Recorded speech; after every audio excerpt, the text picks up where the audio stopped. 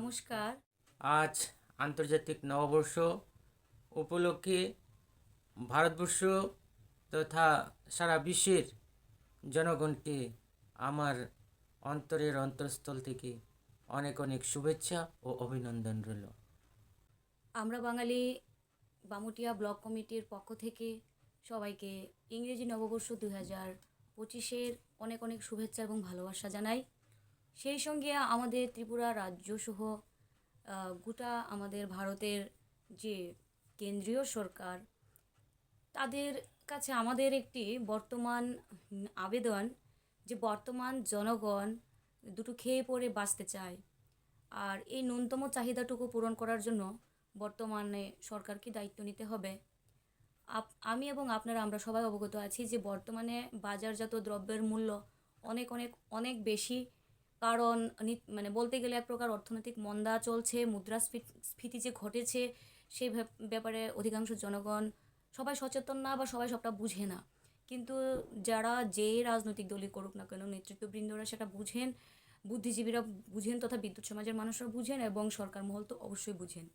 আজকে কেন এই মুদ্রাস্ফীতি বা কেন এই অর্থনৈতিক মন্দায়ের পেছনে গভীর কি মানে কি বিষয়বস্তু কাজ করছে, কোথায় ডিসঅ্যাডভান্টেজটা রয়েছে, সেই নিরিখে রাজ্য সরকার এবং কেন্দ্রীয় সরকার অবশ্যই তারা তদারকি করুক, বিষয়টি মূল্যায়ন করুক এবং বর্তমানে যে অর্থনৈতিক মন্দাটা সেটা গুছাক। কারণ জনগণ যদি মানে বলতে গেলে তাদের যদি ক্রয় ক্ষমতা বাড়ানো না যায়, তাহলে মানে আর্থিক সচ্ছলতা থাকে না সমাজে, একটা হাহাকার রব সেটা বজায়ই থাকে দেখলাম।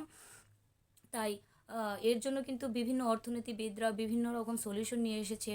আর আমাদের শ্রী প্রভাত রঞ্জন সরকার উনি নিয়ে এসেছেন এক যুগান্তকারী দর্শন, যাহা কিনা সামাজিক অর্থনৈতিক দর্শন প্রাউড।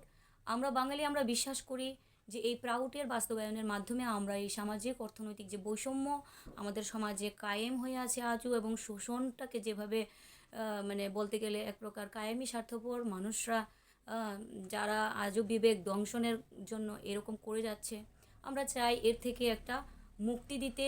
মানে প্রাউড প্রতিষ্ঠার মাধ্যমে, বাস্তবায়নের মাধ্যমে ধীরে ধীরে আমরা নতুনভাবে সমাজটাকে গুছিয়ে নিতে আমরা যেন পারি, সেই সেই দিকের খেয়াল রেখে আমরা বাঙালি আমরা কাজ করি।